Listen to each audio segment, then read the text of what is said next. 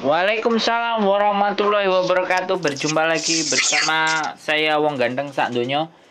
Mohon untuk tidak disebutkan nama sampean dan identitas-identitas yang lain. Bagaimana saya membantunya?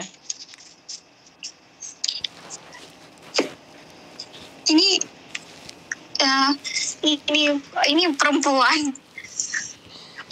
Saya laki-laki, Mbak. Gimana? Oh, Karena teman sampean katanya tadi perempuan. nelpon saya, bukan Mbak, WA saya. Aku bilang kalau bukan korbannya ya sudah, kita nggak bisa ngapa-ngapain. Tapi kalau sampean merasa nggak nyaman dengan saya ya nggak masalah, karena sampean belum pernah nonton konten saya, is okay, nggak apa-apa. Orang kalau nggak kenal dan nggak tahu pasti nggak ada masalah. Jadi terserah sampean, monggo sampean mau ceritakan masalah sampean boleh, kalau sampean nggak mau merasa nggak nyaman dan nggak tahu saya juga nggak apa-apa. Oh, ini agensi apa bukan? Saya YouTuber, Mbak. YouTube. Nama saya Sandro. Channel YouTube saya Sandro Jabrik. Saya bikin konten tentang masalahnya teman-teman semuanya.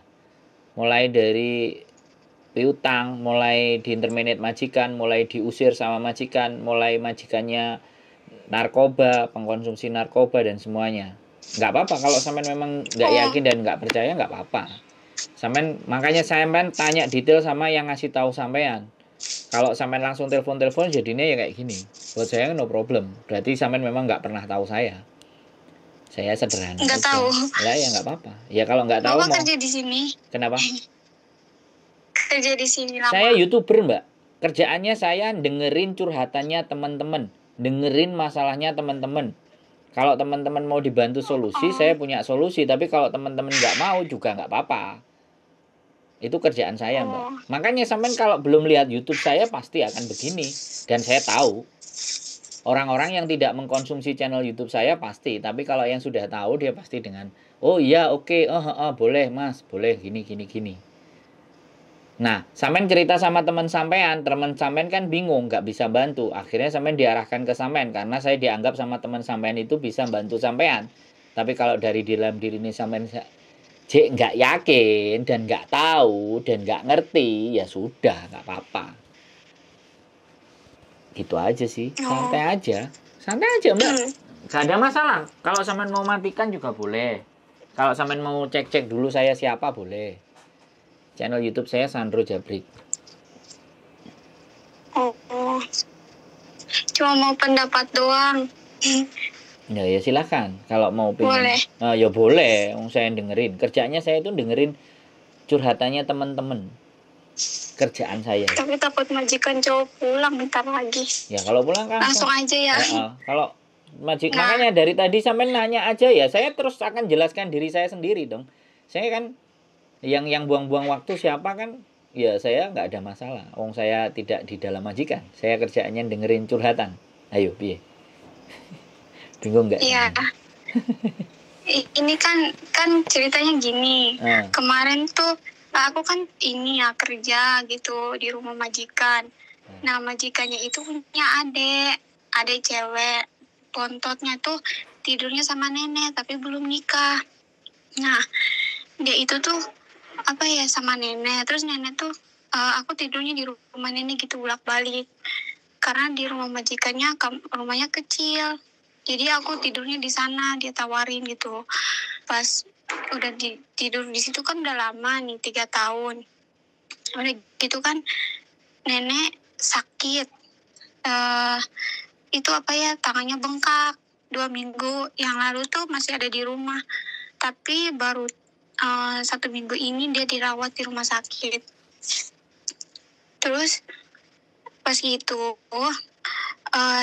aku kan tidurnya selesai kerja di sini pulang ke rumah nenek tuh ada adiknya majikan yang belum nikah itu di rumah sendirian. Nenek kan di rumah sakit. Nah aku pulang biasalah nyuci piring gitu kan, selesai dia makan aku bantu dikit-dikit lah gitu. Terus habis itu dia nyuruh aku, dia bikin sop ikan, katanya buat nenek, tolong ya diangetin, tapi aku mau kerja dulu, nanti 3:30 kamu angetin, terus saya nelpon kamu, aku ini nelpon kamu bawain aku ke bawah apa sih, tangga gitu. Terus pas udah gitu, itu tuh setengah 4 dia nyuruh, sedangkan aku bentrok sama jemput anak yang besar. Aku kan jaga anak 2, yang besar sama yang kecil. Nah, yang kecil ini tidur jam 3:10 menit. Si majikan cowok sih jam 2:30 udah pulang, kata dia niat mau jemput yang besar karena yang kecilnya mau tidur. Nah, aku udah angetin, kataku, ya udah aku sekalian ngasih tapi sekalian jemput gitu. Kata si majikan cowok, ya udah kamu yang jemput. Majikan cowoknya nyuruh cepet-cepet jemput karena udah bentrok, sedangkan ini udah aku angetin. Aku kira dia kerja di toko, kan tokonya deket sama rumah majikan aku di bawah. Kirain aku dia di toko karena tokonya buka. Nah, otomatis aku kan ke tokonya ya. Ternyata kakak iparnya gitu, istrinya kakaknya dia, jagain toko karena nenek sakit. Terus pas itu dia tuh marah-marah, mungkin karena nggak ketemu akunya ke toko nganterinnya. Kata aku mau ini, kasih ini ke adiknya majikan, katanya mau diantarin ke nenek rumah sakit. Malah kata kakak iparnya, ya udah siniin aja ke toko. Aku telepon dia katanya lagi di jalan, tapi nggak tahu dia kerjanya di mana gitu. Nah, aku kan otomatis karena aku takut anak yang itu terlambat, jadi aku kan itu cepet-cepet, ya udah ini ke tokoin aja gitu. Ya udah, kata kakak iparnya juga, nggak apa-apa, nanti biarin dia kesini. Malamnya itu saya pulang ke rumah, dia ngeluarin buat mandi itu, sabun sama mangkok. Kamu nggak usah tidur di sini saya kuncinya ambil gitu, kata dia gitu. Saya nggak boleh masuk, sedangkan masa saya mau mandi nggak ada handuk sama itu celana dalam gitu kan. Aku mikir, gimana nih, kata aku gitu. Majikan aku nggak ada, lagi loihang gitu, keluar jalan-jalan ke luar negeri. Ada majikan cowok sama aku tuh jaga anaknya, cucunya majikan aku gitu, yang masih di rumah di sini. Jadi sekarang bingung, aku mau ambil daleman gitu. Masa saya mandi nggak ada anduk, nggak ada ini. Jadinya dia ngedadak kasih yang baru gitu di sini. Barang-barang aku yang penting, masa saya nggak boleh ke sana ambil gitu kan? Saya nggak apa-apa tidur di sini karena saya kerja juganya di sini, nggak apa-apa kok gitu. Tapi kenapa saya mau ambil barang dia nggak ngasih aku pintu gitu? Udah. Kan sama ada teleponnya majikan tuh.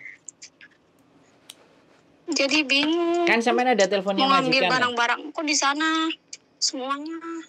Halo, Samen denger aku ngomong nggak? Ya. Samen kan ada nomor teleponnya majikan kan? Samen kan punya teleponnya majikan kan?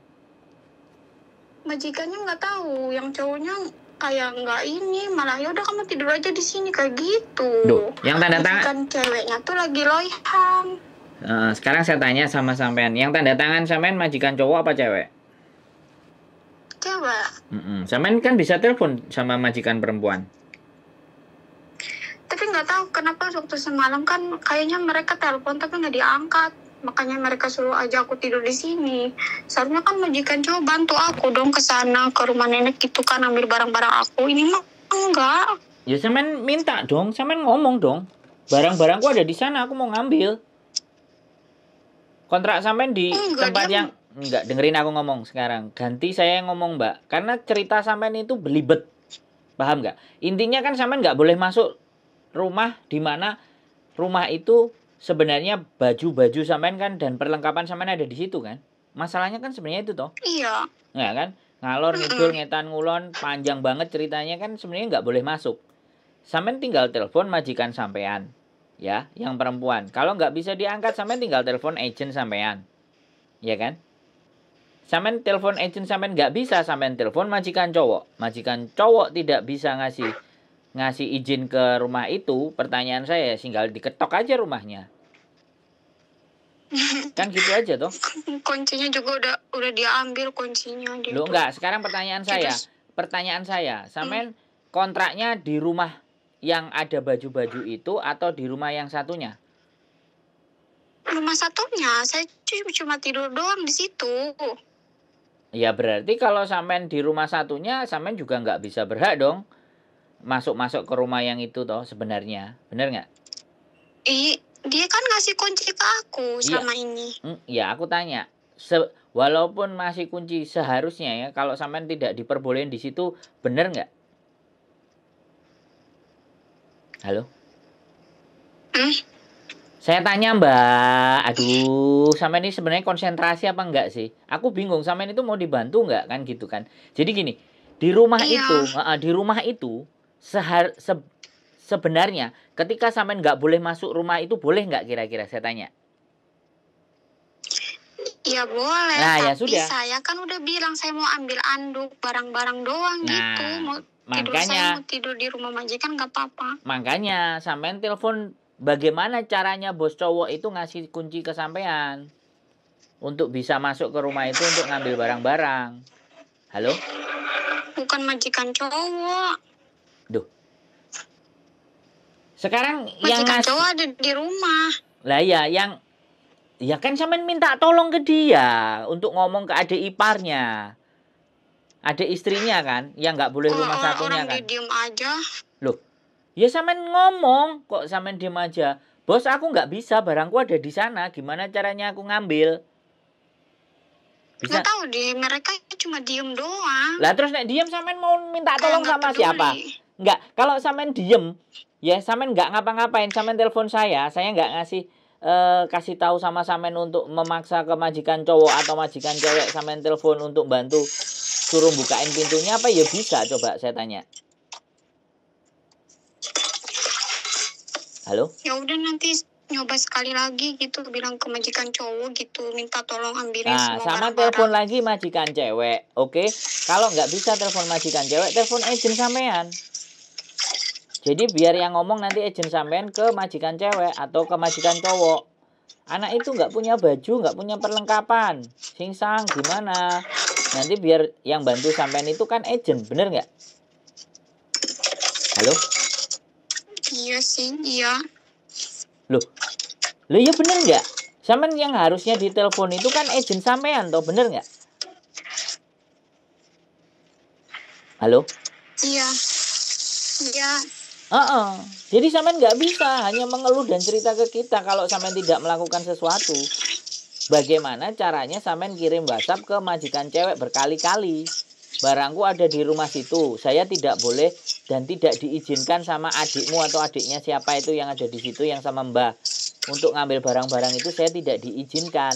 Bagaimana kamu bisa tolong saya nggak gitu loh? Barang-barangku ada di situ semua, kan kayak gitu toh ngomongnya sama majikan cewek. Iya nggak? Halo?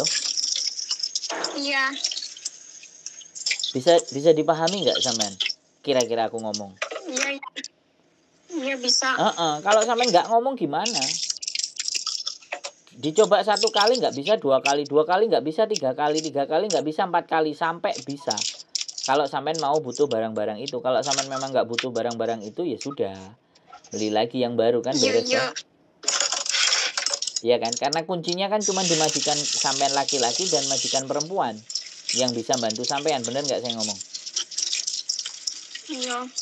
Sampean nggak bisa punya hak sendiri ngetok pintunya mereka ada orangnya dan ada anaknya nenek yang terakhir kan, apalagi ditanya kamu siapa, nah kayak gitu kok ngatur-ngatur saya, kayak gitu kan. Halo? Iya. Kira-kira ada yang mau ditanyakan lagi nggak? Nggak usah deh. Oke, siap. Nyoba itu aja, nelfon agent. Makasih. Oke, yuk, bye. Ya, assalamualaikum. Waalaikumsalam warahmatullahi wabarakatuh. Jadi gini loh, yang punya masalah dia, ya kan. mau curhat, udah salah arah, katanya ke saya. Sudah saya dengerin, masalahnya cuma satu. Baju-bajunya dia, perlengkapannya dia di rumah satunya, tempat dia tidur. Karena yang dia tempat dikerja sempit. Nah sekarang ada adiknya, ada penghuni baru. Terus dia gak boleh masuk. Dia gak ngomong sama majikan yang cowok. Dia gak ngomong sama majikan cewek. Majikan cewek katanya loihang. Terus minta tolongnya ke kita. Lah pertanyaan saya, lah kalau nggak dia berjuang sendiri nanyain, masa kita yang suruh ngomong sama majikan dia cowok? Jadi kayaknya nggak happy dia. Jadi dia nggak punya baju, nggak punya perlengkapan, tapi dia diem saja. Nggak paham. Jadi karena memang sekali lagi dia mau curhat ke kita pun dia juga nggak paham siapa kita. Dia cuma dikasih tahu temennya. Dan temennya mungkin menjelaskannya kurang jelas. Mungkin itu saja sih. Ya agak nggak pas gitu loh. Nggak tahu. Diskusi yang kali ini nggak pas. Karena mungkin dia memang tidak mengenal kita. Wajar ya.